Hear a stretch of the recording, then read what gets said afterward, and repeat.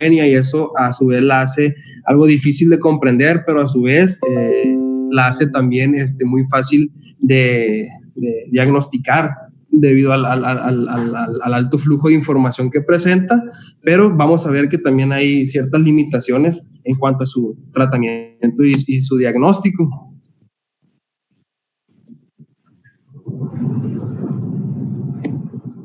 Como definición, pues no se encuentra universalmente aceptada una definición así como tal única, pero se puede entender o buscando entre las diferentes definiciones que presenta, que todos concuerdan en ciertas palabras que son características de esta enfermedad y todos concuerdan en que es un grupo heterogéneo, el cual se asocia a una hiperreactividad bronquial que presenta evidencia de una inflamación crónica de las vías respiratorias, lo cual va a ocasionar una obstrucción bronquial recurrente y que es reversible. Entonces, las palabras claves de esta definición son aquellas en las que son aquellas que hay que identificar, que es una hiperreactividad bronquial, una evidencia de inflamación crónica de las vías respiratorias, el cual ocasiona una obstrucción recurrente y que es reversible con el tiempo.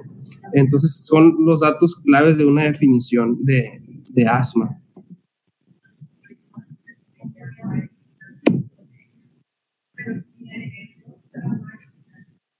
En cuanto a la epidemiología, pues el INEGI nos dice que la población mexicana está siendo portadora de asma en un 8% de esta población y que para este año, el 2020, se espera que haya una afección de aproximadamente 15 millones de mexicanos. Es una enfermedad que es muy, muy prevalente. A su vez, a pesar de todas las investigaciones, tanto clínicas, epidemiológicas, farmacológicas, sigue siendo una enfermedad que es subdiagnosticada y a su vez es subtratada debido a todos estos avances tecnológicos, y esto pues puede deberse a que no hacemos pues un diagnóstico formal de asma, como lo vamos a ver más adelante.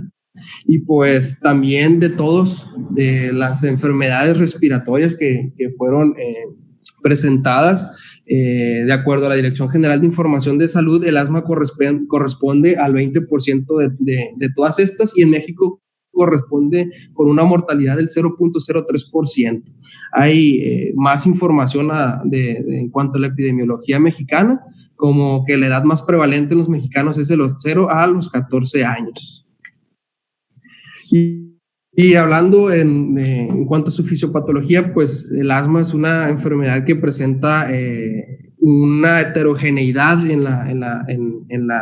en su fisiopatología, pero que lo más importante es que va a conducir hacia una inflamación. Eso es el efecto clave de esta fisiopatología, la cual está relacionada con factores predisponentes, es decir, factores que nos van a hacer vulnerables a presentar el asma, y factores desencadenantes, que son aquellos que van a desencadenar pues todos los síntomas del asma y que van a efectuarse pues estas reacciones inflamatorias, inmunológicas, por medio de células y por medio de ciertas moléculas que vamos a ver más adelante. Entonces, para poder presentar el asma tiene que haber una interacción entre factores predisponentes y factores desencadenantes. Entre los factores predisponentes pues se ha identificado más de 50 genes, los cuales están relacionados con el endotipo del asma. Y de factores que van a estos factores genéticos nos van a predisponer a presentar asma cuando se presenten estos efectos o estos factores predisponentes, estos efectos gatillo que van a desencadenar el asma. Y hay muchos estímulos, los cuales están identificados, como lo es el frío, la contaminación, el tabaquismo, las infecciones. Todo eso puede desencadenar lo que viene siendo una crisis de asma, y al tener la interacción de estos dos, pues va a generar lo que es la inflamación de las vías respiratorias, que es el denominador común, que a su vez esta inflamación lo que va a generar es un broncoespasmo, va a generar también un edema de la mucosa bronquial, y va a presentar además de esto una producción aumentada de moco por las glándulas submucosas. Entonces, eso es lo que nos va a dar, pues, posteriormente la expresión clínica del asma. Vemos que hay diferentes vías en las cuales puede darnos lo que viene siendo el broncoespasmo, pero entre las más conocidas, pues es la vía alérgica. Es uno de los fenotipos más prevalentes de lo que es el asma, y en el cual se encuentra lo que es un factor estimulante, ese factor precipitante que va a activar a las células TH2, que son las células más importantes en esta vía alérgica, la cual estos TH2 los que van a producir interleucinas que van a estimular a los mastocitos, que van a estimular a los eosinófilos, que van a estimular las células, a los linfocitos B para la producción de anticuerpos de tipo inmunoglobulina E, y estos anclarse en lo que viene siendo la membrana del eosinófilo y generar lo que viene siendo la degranulación del mismo. Y al degranularse el eosinófilo, pues contiene ciertas sustancias que están relacionadas con la inflamación, como bien lo viene siendo la histamina. Esta histamina lo que va a generar es vasodilatación, va a generar constricción del músculo liso y de este aumento en la producción de moco, que es la final, pues el efecto final de esta cascada, ¿no? Esa es una de las vías fisiopatológicas que presentamos en el asma. Sin embargo, pues hay otras más, ¿no? La vía desencadenada por neutrófilos, por ciertas moléculas que son independientes de estas dos vías. Entonces podemos hablar pues mucho tiempo de la fisiopatología del asma. Nada más presenté pues una de estas vías, nada más para ir entendiendo por qué muchas veces utilizamos ciertos medicamentos, ¿no? A su vez también, pues el asma lo vamos a dividir en fenotipos, y esto es importante, como lo vamos a ver más adelante en lo que viene siendo el tratamiento, ¿no? Donde aquí casi tenemos que ver si el fenotipo es un proceso alérgico o no alérgico, y esto va a depender de la respuesta a lo que es el tratamiento. Esto lo menciono un poquito más lo que es la guía. Y entendemos como lo que es un genotipo, aquellos factores genéticos, ya sea de un inicio temprano o un inicio tardío, y aquellos endotipos es el sustrato fisiopatológico que genera lo que es lo desencadenante del asma, ¿no?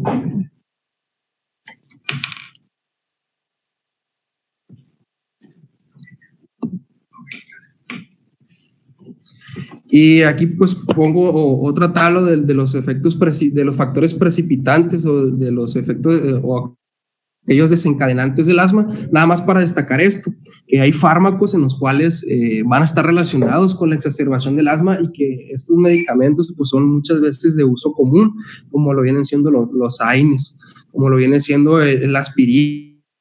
Incluso hay un síndrome asociado a asma, que es el síndrome de Samter, asociado con lo que viene siendo la aspirina, y que tiene que cumplir con ciertas características fisiopatológicas. Otros medicamentos como los betabloqueadores, el sulfato de magnesio, también están relacionados en cierta medida a lo que viene siendo el desencadenar lo que viene siendo el asma. Eso es lo que quería destacar pues de esta diapositiva.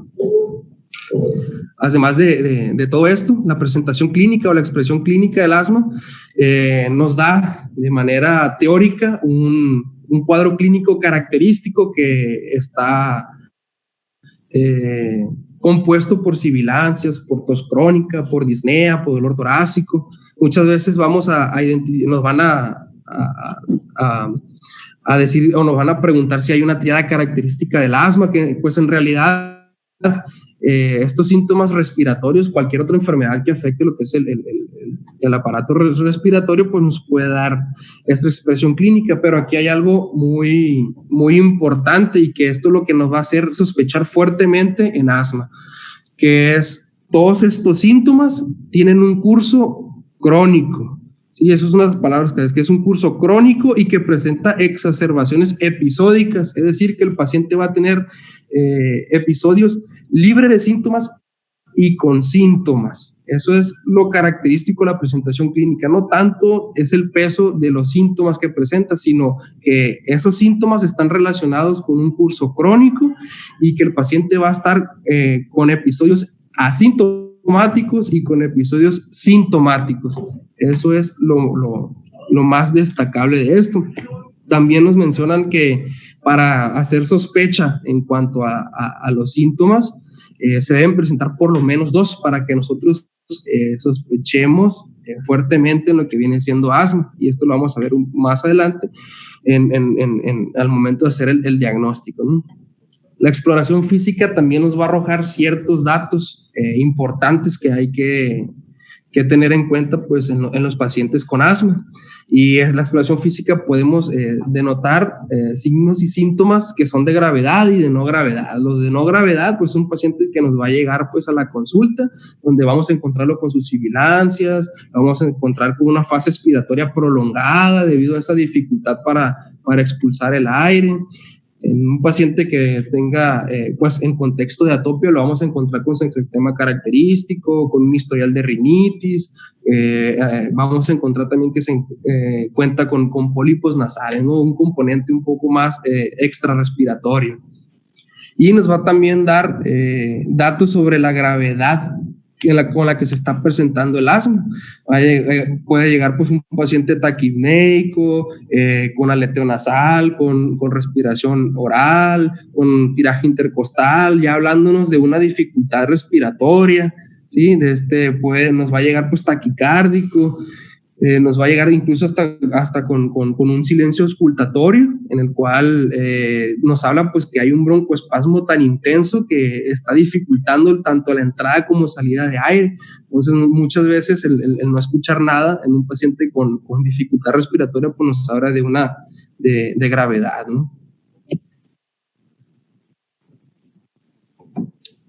Y para hacer lo que es el diagnóstico lo vamos a dividir en 3 partes. Uno, tener la sospecha clínica de asma. Vamos a ver también que existen muchos diagnósticos diferenciales en los cuales hay una presentación clínica que puede simular lo que viene siendo asma. El otro punto es demostrar una obstrucción objetiva de la vía aérea y que ésta sea reversible. ¿Sí? Demostrar objetivamente la obstrucción de la vía aérea y que ésta sea reversible es el segundo rubro. Y el tercero es hacer una clasificación. Esta clasificación la vamos a hacer de acuerdo a su control sintomatológico, a su control de gravedad, a su control de respuesta terapéutica. Entonces ahorita vamos a ir viendo paso a paso cómo vamos a hacer esta clasificación que es muy, muy importante. Para la sospecha diagnóstica se nos presentan pues datos que nos van a incrementar la sospecha de asma y aquellos que nos van a disminuir la sospecha para asma. En aquellos que incrementan la sospecha pues vemos el cuadro clínico que ha presentado anteriormente y que tiene otras variables asociadas, como que la sintomatología es mayor por la noche o muy temprano por la mañana. Sí, muy temprano por la mañana. Otro de las características que nos incrementan la sospecha, pues es que los síntomas varían con el tiempo y varían de intensidad, es decir, va a tener un curso crónico el paciente, incluso puede variar la intensidad de estos síntomas en el mismo día, ¿no? Puede encontrarse pues esta presentación clínica, y la gran mayoría de estos pacientes con asma identifican un desencadenante. Si ellos ya saben qué es lo que al exponerse a eso van a presentar pues los síntomas de asma. También es importante buscar antecedentes de historia tanto personal como familiar de atopia o de asma, que tienen un cierto valor diagnóstico también, y de otros datos como una eosinofilia sin otra explicación, y esto principalmente para aquellos síndromes asociados a asma. Entonces, ¿qué es lo que nos va a hacer disminuir la sospecha de asma? Que se nos presente nada más un síntoma. Como lo había mencionado anteriormente, para incrementar la sospecha necesitamos tener por lo menos 2 síntomas, ¿sí? Y en base a esto, pues el presentar un solo síntoma no nos hace descartar asma, pero sí nos obliga a hacer diagnósticos diferenciales, ¿no? Otra de las cosas que nos va a disminuir la sospecha, pues son las alteraciones de la voz, que no solo de un compromiso laringio, patología cardíaca ya establecida, una disnea que se asocia a mareos o parestesias, algo más cardiovascular nos orienta a esto, que el paciente tenga un historial de tabaquismo y que no encontremos alguna otra cosa relevante en lo que viene siendo la exploración física. Entonces, ya teniendo la sospecha clínica de asma, lo que tenemos que hacer, o el siguiente paso a realizar en este paciente, es demostrar que hay una obstrucción de la vía aérea y que esta es reversible. Para hacer un diagnóstico formal de asma necesitamos realizar una espirometría o una flujometría, ¿sí? Para hacer un diagnóstico formal de asma. Claro, va a haber situaciones en las cuales pues no va a haber oportunidad de solicitar pues una espirometría o una flujometría y que nos va a obligar pues a dar un tratamiento de urgencia o de emergencia, pero necesitamos encontrar el momento ideal para solicitar pues esta espirometría, ¿no? Y esta espirometría, lo que vamos a ver en ella son sus diferentes flujos y su diferente volumen, principalmente ver lo que viene siendo el índice de Tifenon, el cual si hay una relación menor del 70%, esto nos habla que es un patrón obstructivo, sí, que esto es característico pues del asma, ¿no?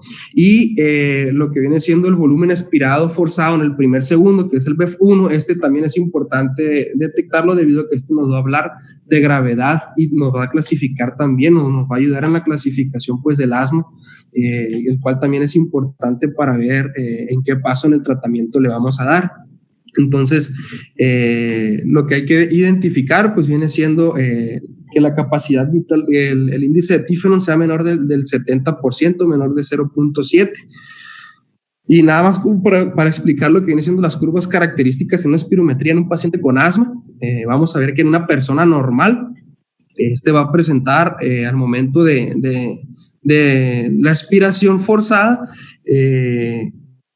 que va a sacar gran parte de lo que viene siendo su volumen en el primer segundo, ahí donde va a ser medido, y posteriormente pues va a exhalar el resto del aire en un valor predicho hasta llegar a la capacidad vital forzada. Pero vemos que en un paciente normal, más del 70% del aire inspirado, más del 70% lo va a expirar en el primer segundo, ¿sí? Y veamos ahora un paciente que tiene asma, el cual, si realizamos esta misma prueba, vemos que al momento de hacer la expiración forzada, el volumen que saca en el primer segundo, pues es una diferencia muy, muy grande en un paciente sin asma, ¿no?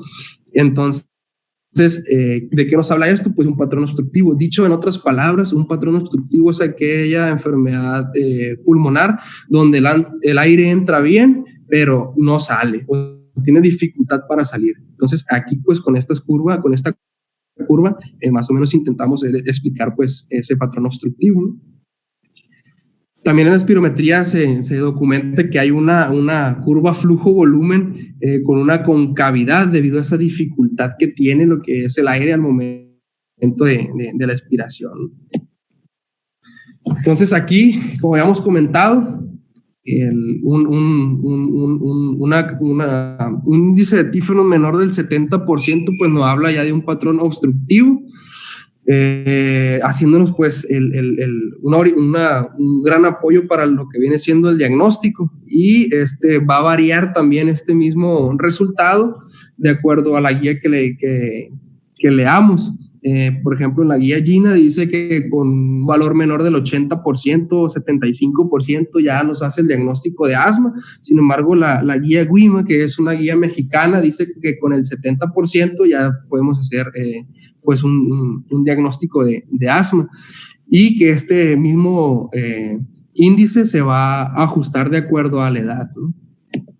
Y el BEF1, pues nos va a indicar la gravedad de la obstrucción y esto nos va a dar de acuerdo a los niveles en qué grado o en qué gravedad se encuentra actualmente el paciente, ¿no? Esto lo vamos a ver un poco más adelante. Ya que tenemos la espirometría con un patrón obstructivo, ahora toca demostrar que hay una reversibilidad de ese broncoespasmo, ¿no? Que eso es lo característico del asma, documentar la reversibilidad, y esta se realiza pues añadiendo broncodilatadores. Hacemos lo que viene siendo la espirometría, damos salbutamol inhalado y nuevamente realizamos otra espirometría, y para tener un resultado positivo necesitamos que haya un aumento del BEF1 más del 12% o que la capacidad vital forzada haya aumentado más de 200 mililitros del volumen. Sí, ese es como que la prueba terapéutica más común. Sin embargo, hay otras pruebas terapéuticas para demostrar reversibilidad, como viene siendo la prueba terapéutica con glucocorticoides, donde también se le da glucocorticoides al paciente, ya sea inhalado o vía sistémica, y se realiza una espirometría posteriormente. Y para que el resultado sea positivo tiene que haber un aumento del BEF1 más del 12% o que haya un aumento de más de 200 mililitros sobre la capacidad vital forzada del volumen. Eso nos habla pues de reversibilidad. También hay otras pruebas como las mediciones seriadas. Esto es por medio de un flujómetro, el cual va a estar midiendo su BEF1 o su flujo expiratorio máximo. El paciente va a estar haciendo una bitácora de todos estos resultados, y vamos a sacar pues una cuenta, ¿no?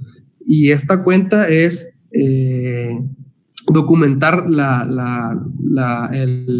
el flujo expiratorio máximo más alto del día, restarle el flujo expiratorio más bajo del día, sacar luego un promedio y en base a ese número multiplicarlo por 100, y eso nos va a dar a nosotros un porcentaje.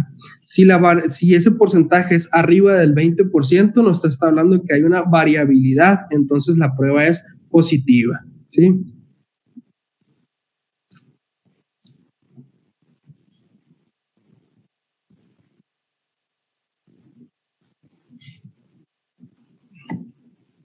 Entonces, ¿cuándo vamos a solicitar estas pruebas? Para hacer el diagnóstico formal de asma y antes de iniciar tratamiento, ¿no? Para ver, porque el BEF1 también nos habla sobre clasificación del asma.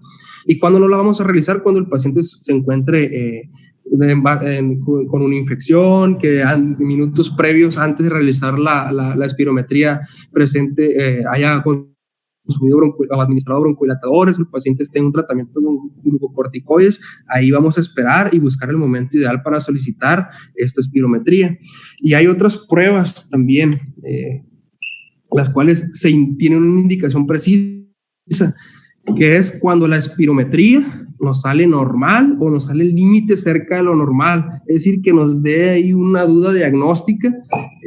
Podemos echar mano de estas pruebas de reto, que es inducir pues una hiperreactividad bronquial, que dentro de las diferentes pruebas de reto pues tenemos la prueba de provocación con metacolina, la prueba del ejercicio, la prueba con solución hipertónica o con manitol, el cual pues tiene sus especificaciones para hacerlas y sus valores en los cuales lo van a marcar como positivo para asma, ¿sí? Entonces hay que saber que pues existen estas pruebas de reto y que están indicadas cuando en un paciente encontramos una espirometría normal o con valores límites a lo normal y que nos haga dudar en lo que viene siendo el diagnóstico de asma.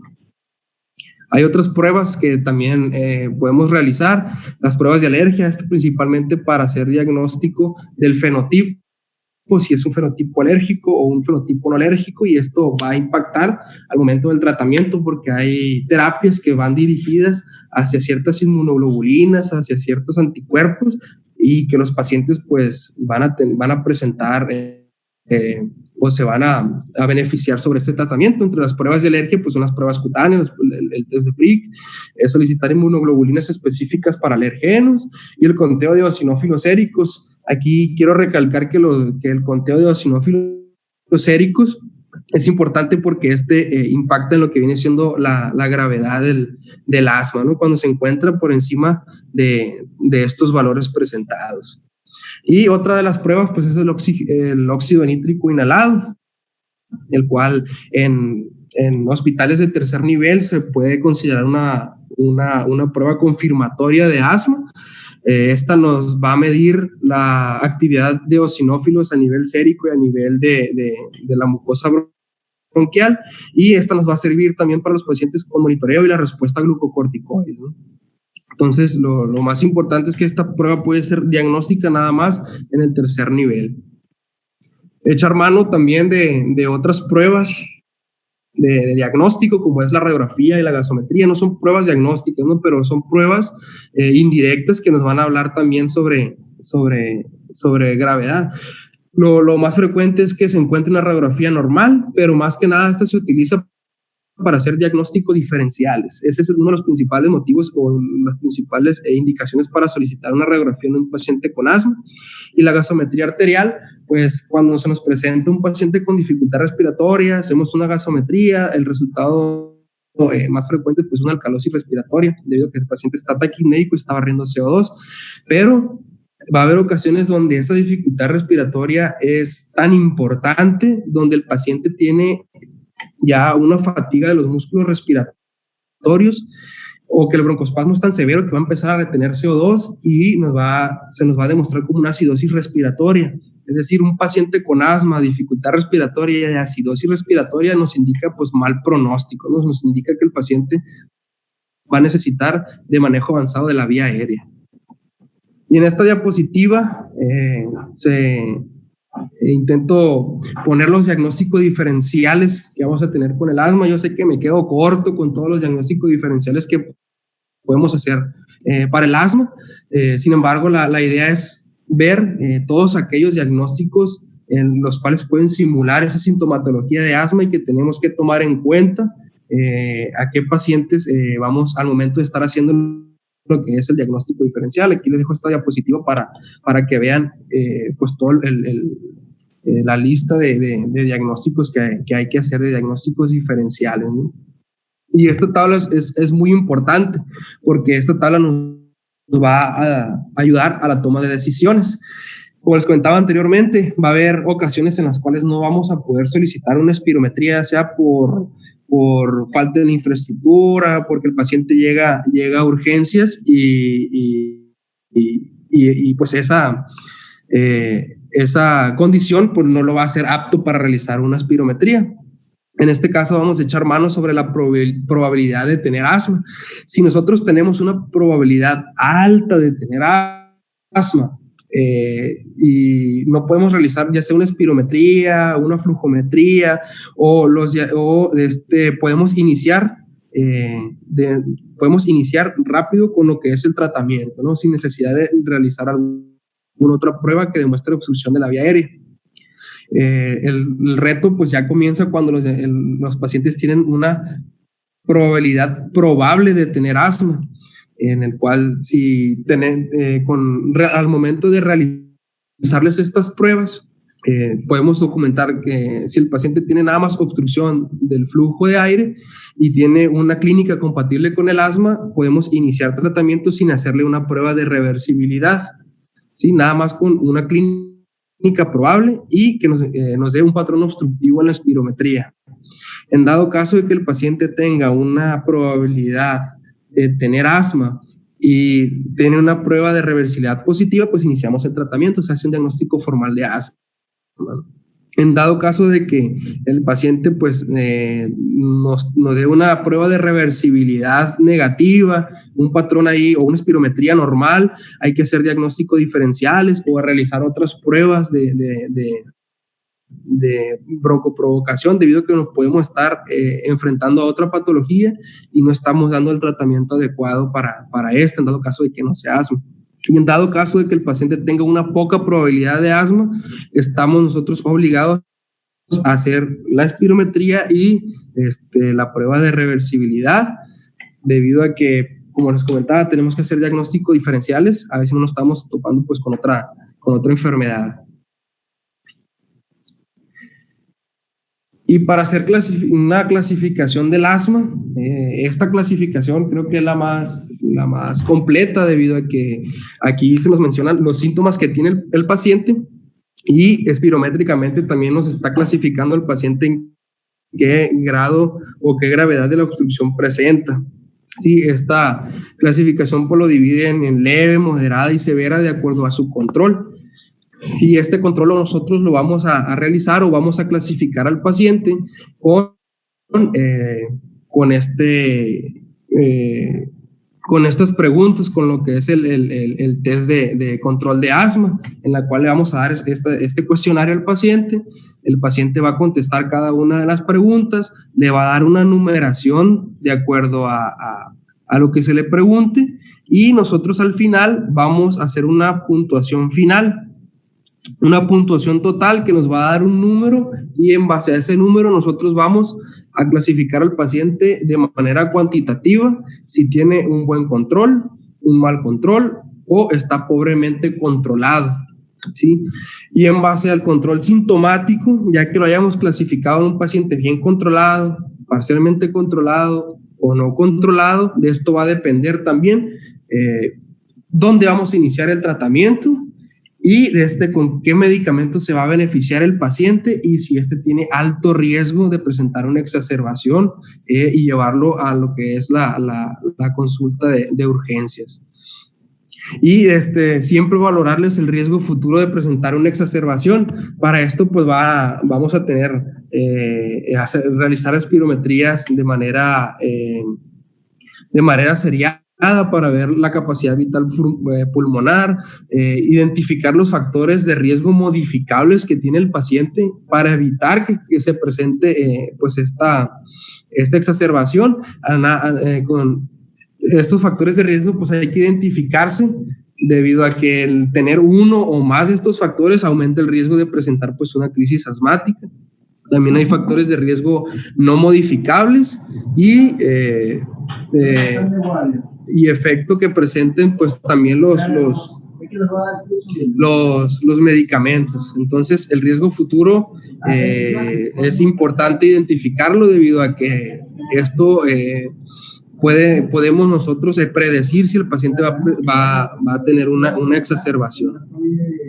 Y esta gravedad nosotros vamos, como les comentaba, a clasificarlo en leve, moderada y severa, y esto es un parteaguas para ver qué nivel o qué tratamientos, de acuerdo a la escalera que voy a presentar adelante, el paciente se beneficiaría. En retrospectiva, el control del asma pues lo vamos a ver al momento de hacer la clasificación sintomática del paciente, valorarle su riesgo futuro de una exacerbación, ver qué gravedad tiene el paciente al cual le realizamos el diagnóstico de asma. Muy importante ver la adherencia terapéutica y la técnica al momento de aplicarse sus inhaladores. Muchas veces los pacientes nos llegan como si fueran refractarios al tratamiento, o mal controlados o con exacerbaciones, y resulta que es por una mala técnica de uso de su inhalador. Esto corresponde al 20 al 30% de los pacientes que acuden a la consulta en los cuales no se eliminaron o no se controlaron los síntomas, y eso es uno de los factores pues muy importantes a tener en cuenta en los pacientes al momento de su control, y obviamente identificar las comorbilidades que pueden influenciar en lo que es el tratamiento del control de asma. Como la cápsula cultural, pues la realicé de una parte de una región de la República Mexicana, la cual pues me pareció interesante, debido a que presenta ciertas características o una cierta historia, en la cual esta es muy llamativa, ¿no? Debido a que fue inicialmente conocida cuando un piloto mexicano, el piloto Francisco Sarabia, se encontraba sobrevolando en esta zona, en la cual el piloto presentó de manera repentina en todos sus aparatos de radio de comunicación empezó a ver que estaban manipulados, que empezaron a fallar. Entonces esto alarmó al piloto, lo desconcertó un rato, y esto hizo que hiciera un aterrizaje forzado. Entonces sus compañeros que lo venían monitorizando por tierra, pues se alarmaron debido a que ya no contestó este piloto. Lo fueron a buscar y vieron que pues no se había estrellado, ¿no? Sino que había hecho un aterrizaje forzoso debido a que no hubo una falla en lo que viene siendo los transmisores de señales. Y eso empezó pues a ver esta rareza de esta zona. También pues esta zona actualmente no se explica esos fenómenos o es un misterio, los cuales por qué pasó eso en lo que viene siendo el piloto, ¿no? Invariablemente se encuentra en el territorio mexicano, colindante con 3 estados, lo que es Chihuahua, Coahuila y Durango. Es una tierra de zona desértica de aproximadamente 80 kilómetros, la cual tiene se podría decir una coincidencia que también se encuentra con cierto factor histórico. Esta se encuentra pues aproximadamente 650 kilómetros El Paso y de un pueblo de México que se llama Ceballos a 40 kilómetros, ahí donde exactamente se encuentra esta zona, y que se encuentra también, si hacemos un mapa mundi, vemos que tiene una relación con otras zonas de cierto misterio, ¿no? En el mundo, como viene siendo el Triángulo de las Bermudas y las pirámides de Giza. Y si nosotros extendemos más a la derecha ese mapamundi, adivina a quién le viene rozando, a Wuhan. Entonces creo que por ahí algo se pone creepy lo que es este asunto, ¿no? Pero lo más importante es que se empezó a investigar qué es lo que pasaba en esa zona. Pemex envió a un ingeniero, al ingeniero Harry de la Peña, para hacer un oleoducto en esa zona. Este ingeniero, al momento de estar haciendo pues sus cálculos, al llevar todo su material para esto, vio que empezaron a disfuncionar. De hecho, ni siquiera terminaron con el trabajo que se les había encomendado, debido a que empezaron a disfuncionar todos sus aparatos. Y esto le llamó mucho la atención a este ingeniero, que después volvió a realizar todas esas pruebas, documentando pues que se perdía la señal de radio justamente en esa zona. No pudo explicar el por qué esas señales de radio desaparecían en esa zona, y es él el que le da el nombre de la zona del silencio, debido a que el silencio que se genera en los radios, ¿no? en las comunicaciones. Entonces, esta zona del silencio, aparte de esos 2 eventos que concuerdan y que son diferentes en el tiempo, también ha sido partícipe de caída de meteoritos en esa área. En el siglo XX se documentaron 2 caídas de meteoritos, una en 1938 y otra en 1954, que a lo mejor es coincidencia o no, pero cayeron en esa zona, justamente en ese territorio, y pues es algo interesante. Además de esto, también Estados Unidos estuvo implicado. ¿Cuándo no va a estar Estados Unidos implicado en algo raro, ¿no? Estaban en julio de 1970, lanzó un cohete, lo que es el cohete Athena, en el cual estaban investigando estas naves, ver al momento de enviarlas al espacio, ver cómo caían o qué características tenían al momento de caer en la atmósfera superior. Entonces este cohete lo sale desde Green River, en Utah, y con destino hacia Nuevo México. Sin embargo, durante el trayecto de este cohete se desvía, y adivinen dónde cae, en la zona del silencio. Entonces Estados Unidos pide permiso a las autoridades mexicanas para buscar lo que es el cohete. Entonces, al momento de buscarlo, ven que cae en la zona del silencio. Ellos, al momento de estar haciendo su búsqueda, notan que alguien estaba manipulando sus señales de radio, sus comunicaciones, ¿sí? las brújulas. Entonces, eso les pareció muy raro. Ellos habían pedido 3 días para buscar ese cohete y se tardaron 3 meses en hacer la búsqueda completa, y se cree que es que empezaron ellos a investigar esa zona por la rareza que presentaba. Entonces, los científicos no se explican por qué pasa eso ahí, pero han soltado teorías, y la teoría más verosímil es que se cree que en ese suelo es un suelo rico en minerales, y que eso lo hace particularmente especial. También en la historia pues vemos que han caído meteoritos, y que los fragmentos de este meteorito pues también tienen cierta influencia en eso que pasa en los campos electromagnéticos. Entonces nadie todavía ha explicado el por qué ha pasado pues todo eso. Pero lo más importante es que presentan una exclusividad en su flora y en su fauna. 73 tipos de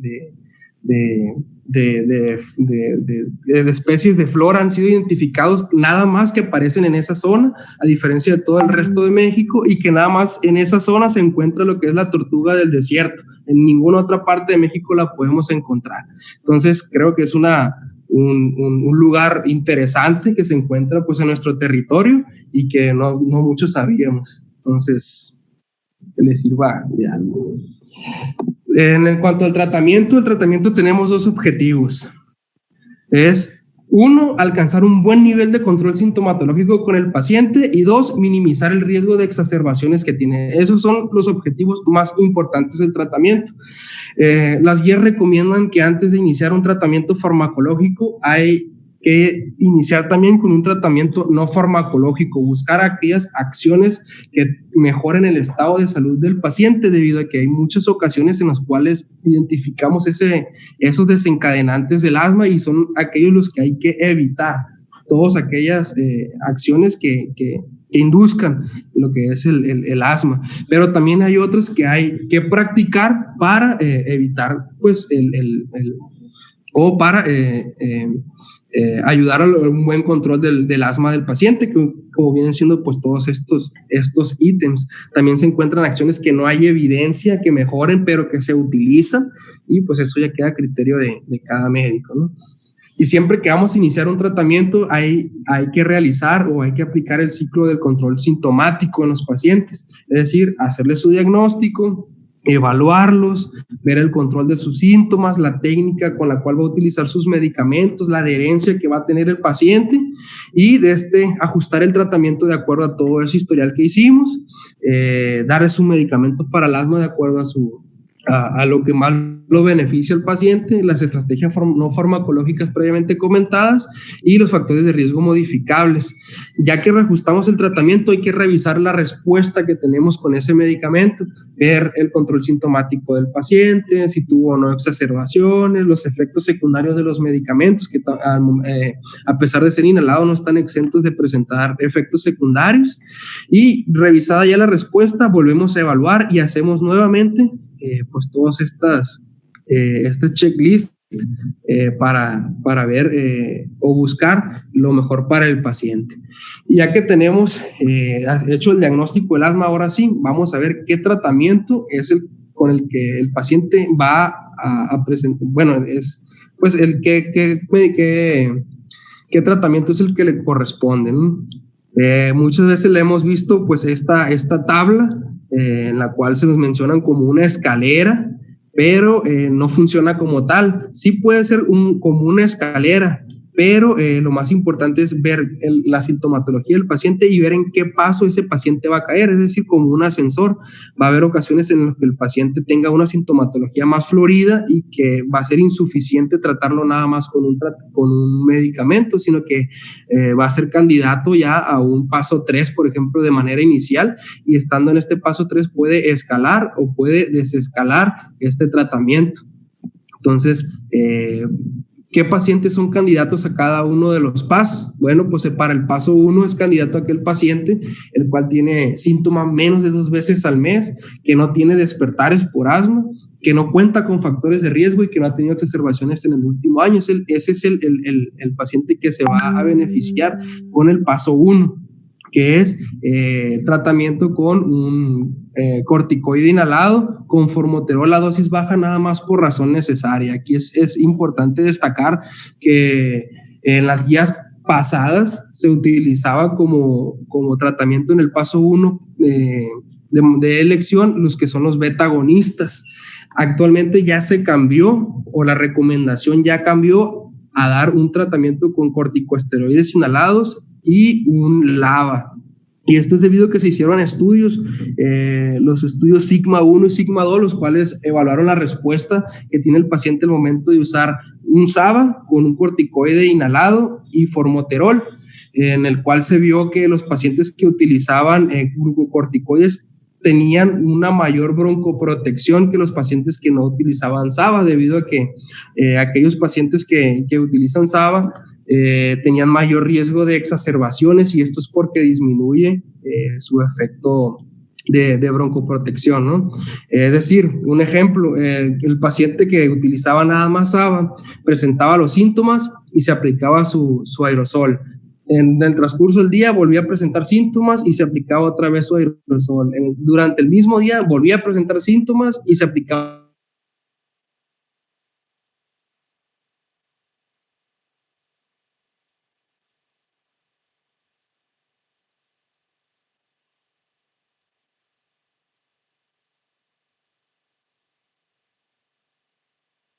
Presentaba nuevamente una exacerbación de asma y sentía que ese tratamiento ya no le hacía, debido a que ya estaban saturados todos sus receptores. Entonces la exacerbación era mucho peor, era de mayor gravedad. Por eso se recomienda utilizar un glucocorticoide, que este glucocorticoide afecta de manera directa el sustrato fisiopatológico, que es la inflamación, y sobre todo la respuesta tardía. Para el paso 2 son aquellos pacientes que tienen un asma poco frecuente, pero que presentan factores de riesgo para exacerbación, y aquí es donde entra lo que es la regla 2. Es decir, vamos a darle el paso 2 a los pacientes que tengan más de 2 síntomas al mes, a aquellos pacientes que tengan menos de 2 veces a la semana y que utilicen SABA más de 2 veces por semana. Entonces, esto como regla nos podría ayudar para encasillar al paciente en el paso 2, ¿no? ¿Quiénes son candidatos para el paso 3? Para aquellos pacientes que tienen, o 4, para aquellos pacientes que tengan síntomas diarios, que se despierten por cuadro clínico de asma por lo menos una vez a la semana y que tengan factores de riesgo para una exacerbación.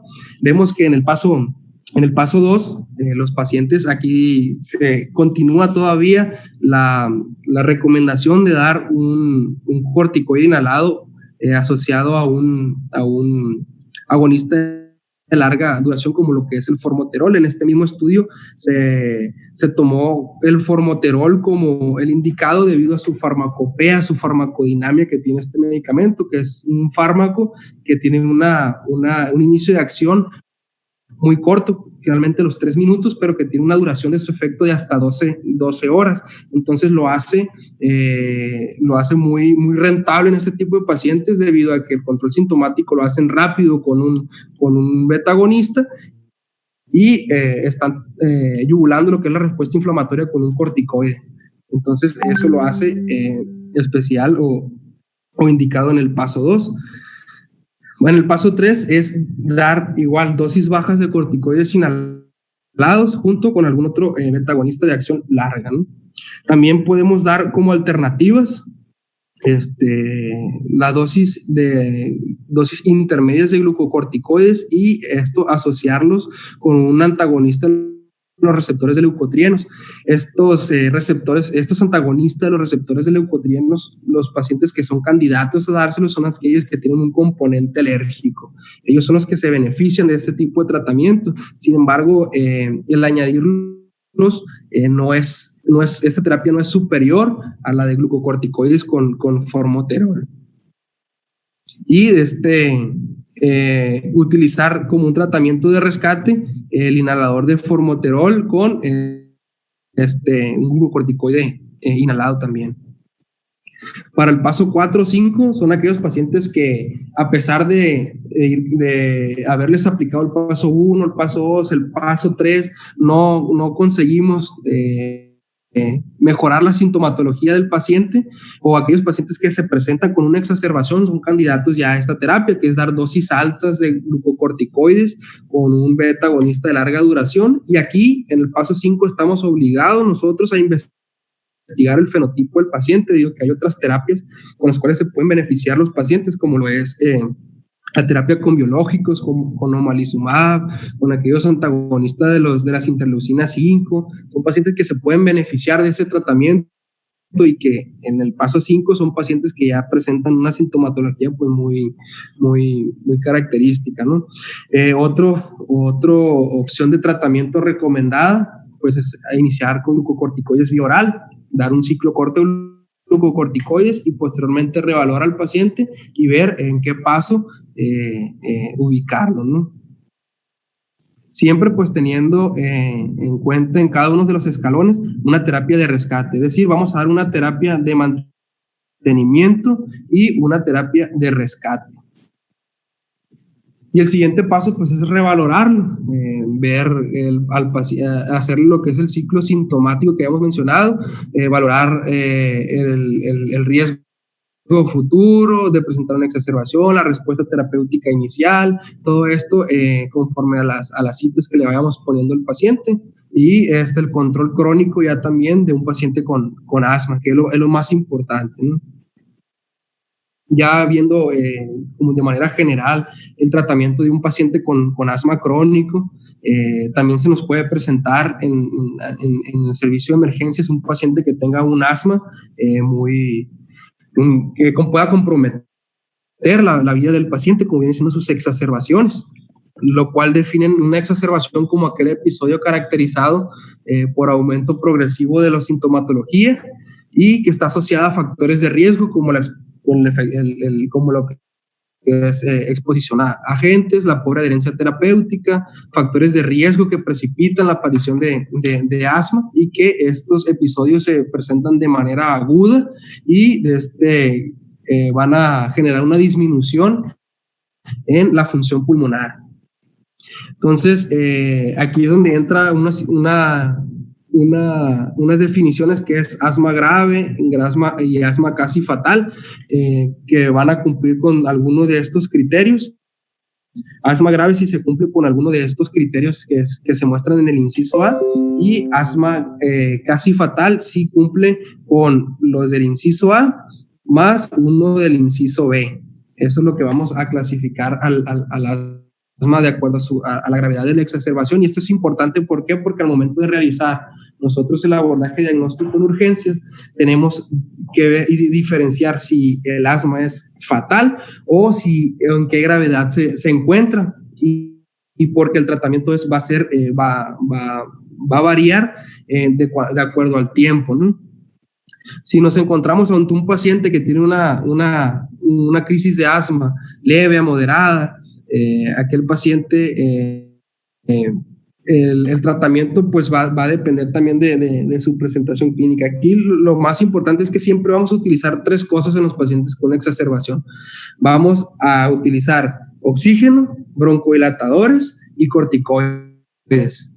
Entonces, en un paciente que tenga una crisis de asma leve a moderada, vamos a iniciar con oxigenoterapia. Si está saturando menos del 92%, darle su broncodilatador y darle su tratamiento esteroide, ¿sale? Y esto es debido a que vamos a administrarle pues su fuente de oxígeno, su control sintomático con el broncodilatador, y abortar o yugular lo que viene siendo la respuesta inflamatoria con ese glucocorticoide. Y vamos a evaluar la respuesta que tenga el paciente. Si el paciente presenta manifestaciones clínicas de mejora también su saturación, mejora también su BEF1, entonces este paciente presenta una buena respuesta, lo vamos a mantener en vigilancia en el servicio de urgencias, y vamos ya a planear lo que viene siendo su alta y vamos a reajustar el tratamiento del asma que tiene. Pero si el paciente no presenta una mejoría, al contrario, tiene una evolución tórpida, vamos a brincar al siguiente esquema de tratamiento, que es para un paciente que tiene una crisis grave, la cual pues se encuentra un paciente que está desaturando por debajo del 90%, que al momento de hacerle el interrogatorio vemos que el paciente no completa las frases, no tolera el decúbito, está ya con el uso de musculatura accesoria. A ese paciente pues hay que darle pues el tratamiento de base que dijimos que era oxígeno, broncodilatadores y corticoides sistémicos. Le damos ese tratamiento y vamos a valorar la respuesta que tiene el paciente. Si el paciente presenta una mejora en cuanto a las manifestaciones clínicas o el paciente no presenta o el paciente presenta esa mejoría, pues hay que continuar hospitalizado y valorar el reajuste del tratamiento farmacológico para después ver lo que es su alta. Va a haber ocasiones en las que el paciente no va a presentar mejoría, va a tener la evolución tórpida. A estos pacientes pues hay que también hospitalizarlos, reajustarle el tratamiento y continuar con la valoración dinámica de estos en el servicio de urgencia. Si el paciente no presenta mejoría, pues estos pacientes son los que tenemos que referir hacia una unidad que pueda tratar a estos pacientes de manera especializada, como el ingreso a una unidad de cuidados intensivos, debido a que al no presentar mejoría con el tratamiento inicial, estos pacientes pueden tener alto riesgo de presentar falla respiratoria y uso de la ventilación mecánica invasiva en este caso. Y si nos presentamos ante un paciente que tiene un paro respiratorio inminente, aquel paciente que llega letárgico, que llega con alteración del sensorio, taquicárdico, desaturando, pues de manera inicial pues le vamos a dar el tratamiento que habíamos comentado: oxígeno, broncodilatadores y corticoides parenterales, y evaluar ya si el paciente es candidato a una ventilación mecánica invasiva o no invasiva, y enviarlo pues a una unidad donde va a ser estrechamente monitorizado hasta que yugulen lo que vienen siendo los síntomas de esta exacerbación. Entonces, esto es lo que vamos a hacer ante una exacerbación del asma. Ya viendo pues toda la respuesta clínica del paciente, nos mencionan también que si es una buena respuesta va a haber criterios de alta, que son aquellos cuando el paciente está libre de síntomas o hay una sintomatología mínima. Ya se reajustó lo que viene siendo su tratamiento de asma, con el que va a quedar ya tratado en casa de manera ambulatoria, y podemos también realizarlo con un flujómetro. Si este se encuentra por arriba del 60% posterior al tratamiento, nos habla de que hay una buena respuesta o rompimos lo que es el broncoespasmo con ellos. Y eso es todo. ¿Preguntas que tengan respecto al tema? ¿No tenemos alguna notificación para el uso de los impactos de magnesio? ¿Están analizados?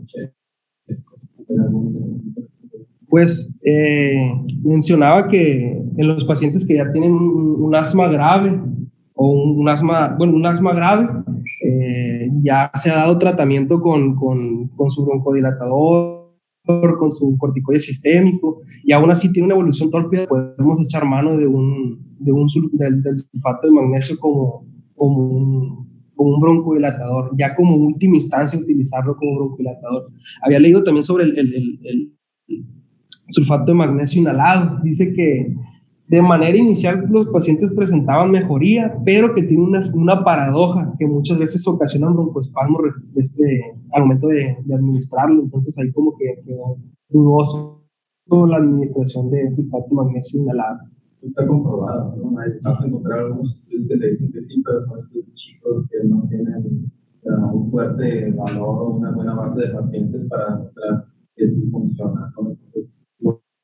Vas a ver, en algunas partes lo utilizan mucho, pero hasta ahorita no hay un estudio como tal que compruebe estadísticamente significativo que les va a mejorar. Es decir, está todavía en disyuntiva el uso de estos datos.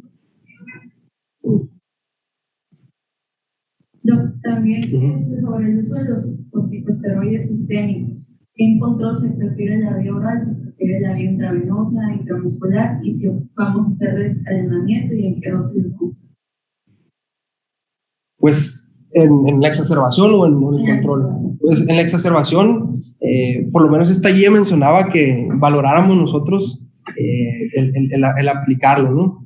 Va a haber ocasiones en las que el paciente no va a ser candidato a vía oral debido al compromiso respiratorio que va a tener, y ahí es donde lo tenemos que poner de manera parenteral o intramuscular.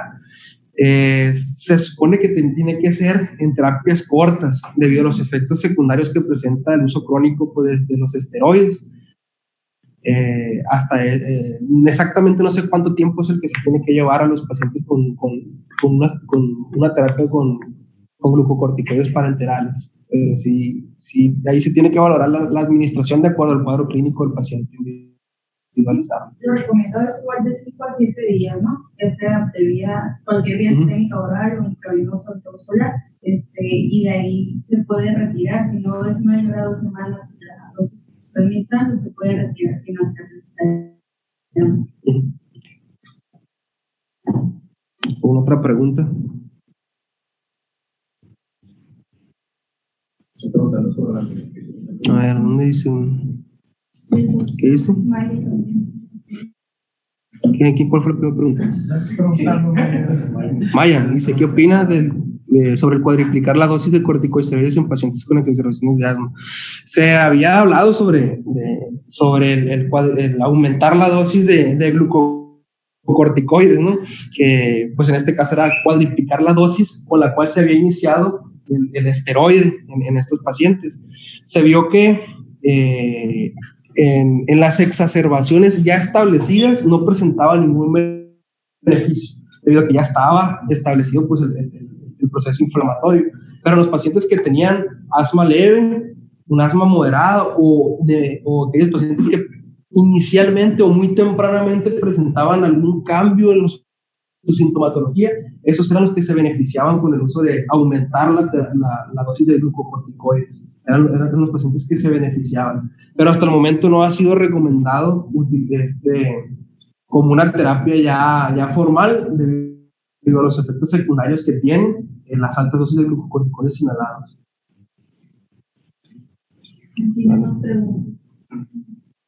¿Cuál otra es? Pues con ese diagnóstico de hiperactividad.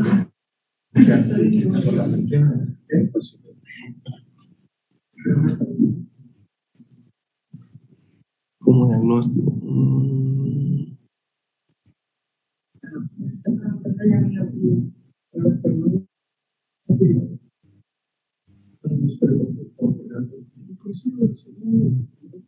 Pues el test de hiperactividad bronquial, pues es un componente del asma, ¿no? Pero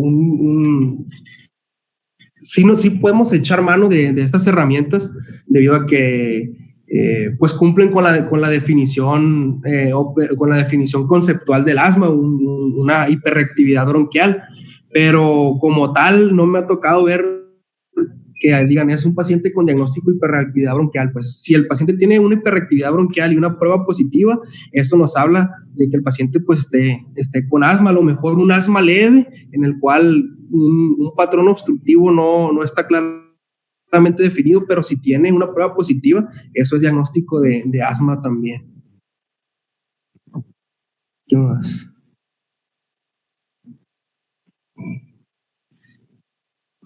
¿Cuál otro? Mencionaban algo de la aminofilina. Ok. ¿Cuál? Dice, la aminofilina se utiliza en caso de asma severa con una dosis de impregnación y de mantenimiento. Sí, pues sí está en la práctica médica diaria, pues sí está documentado el uso de aminofilina por su efecto a nivel del sistema nervioso central sobre lo que viene siendo el centro respiratorio, y también se dice que aumenta la fuerza de contracción de la musculatura respiratoria. Sin embargo, no es un tratamiento de primera línea, también es un tratamiento ya de última línea en aquellos pacientes en los cuales, a pesar de los tratamientos de primera línea, continúan sintomáticos. Estos también se relegaron de ser de primera y de segunda línea debido a los efectos secundarios que presenta y a sus dosis tan estrechas entre la terapéutica y la toxicidad de este medicamento. Hasta el momento, pues nada más se utiliza en casos en los cuales el asma puede ser refractario o en aquellos pacientes que tengan pues un pobre riesgo también de presentar, por ejemplo, arritmias, ¿no? Eso es uno de los efectos secundarios que presenta. Sí. Relevancia de la hiperactividad. Sí hay relevancia. Como comentaba, los pacientes que tienen un fenotipo alérgico, el aumento de lo que es los eosinófilos séricos se relaciona con la gravedad, y esto va directamente relacionado con el proceso fisiopatológico, ¿no? Por eso destaqué en ese punto al momento de hacer las pruebas diagnósticas el contabilizar esos eosinófilos, porque estos se relacionan con gravedad en el paciente con asma. Sí, arriba del 3%.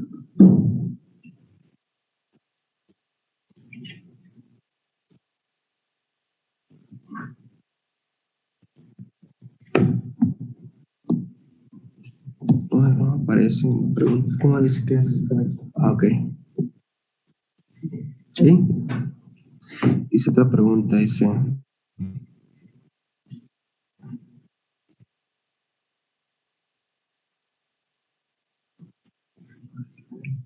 Ok.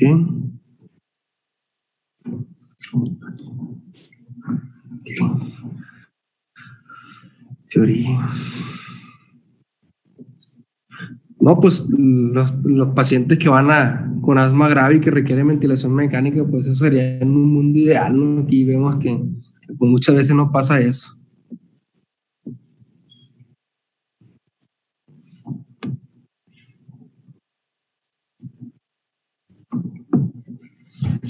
¿Alguna otra pregunta? Pues como dato nada más característico, ahorita ante la pandemia, pues vemos nosotros que los pacientes que tienen una neumopatía son con mayor predisposición a presentar casos graves de COVID-19. En el asma, pues no es la excepción. Como tal, no es un factor de riesgo muy importante para la adquisición de la enfermedad, sí es un factor de riesgo para la exposición a este betacoronavirus, debido a que si el paciente presenta exacerbaciones, pues esto lo va a llevar a buscar una interacción con el servicio de hospital, en el cual ahí donde vamos a encontrar los pacientes pues, que tienen coronavirus y que les exposición a pues puede tener pues mayor riesgo de contagio, ¿no? Así como comenta la recomendación de la GINA 2020 en los pacientes que tienen o que puedan presentar coronavirus y asma, recomiendan que no se suspenda el tratamiento. Vemos que en el tratamiento de coronavirus no está todavía corroborado el papel que juegan los glucocorticoides, pero en los pacientes que tienen asma y que están en tratamiento con corticoides orales, que están en tratamiento con corticoides inhalados, que están en tratamiento con biológicos, se recomienda no suspender el tratamiento a pesar de que tengan COVID-19, debido a que es mayor el riesgo que presenta al momento de suspender un tratamiento en un paciente ya controlado y que esta suspensión del tratamiento se exprese como una exacerbación de asma más severa, pues eso predispone a mayor gravedad. Eso es lo que recomienda la última guía de la GINA.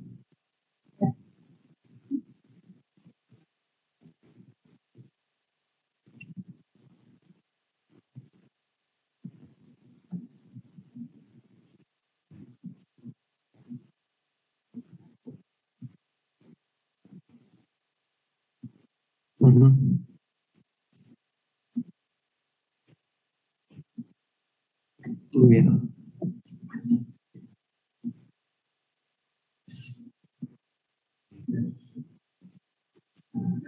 Muy bien. ¿Será todo? Bueno, pues muchas gracias.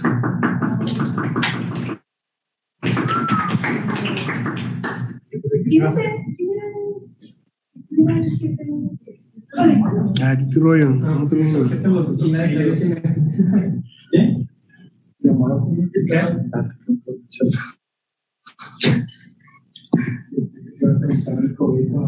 ¿Qué?